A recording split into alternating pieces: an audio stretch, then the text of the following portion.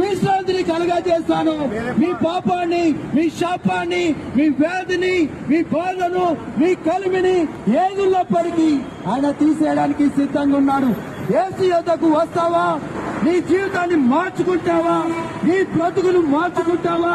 లేదా ఇదే స్థితిలోనూ ఉంటావా? ఒక్కసారి నీ మనసుని పరిశీలన చేసుకో. ఇగో చూడండి, మీ యొద్దకు మేము ఎందుకు వచ్చి ఉన్నామంటే మమ్మల్ని యేసుక్రీస్తు ప్రభు మా బ్రతుకులు మార్చాడు. మీ బ్రతుకులు కూడా మార్చుకోవాలంటే యేసు యొద్దకు నేడే రండి. ఈ నేడే రక్షణ దినం, నేడే సువార్త దినం, నేడే మీ బ్రతుకులు మార్చుకునే దినం. కాబట్టి మీరు ప్రభు యొద్దకు వస్తే మీరు రక్షించబడతారు, మీ బ్రతుకులు మార్చబడతాయి. మీరు మీ జీవితాలను ఆయన యొద్దకు, మీరు చనిపోతే ఆయన రాజ్యానికి చేరడానికి ఉండాలి. చూడండి ప్రియులారా, యేసుక్రీస్తు ప్రభు లోక రక్షకుడు, యేసుక్రీస్తు ప్రభు ఒక్కడే దేవుడు.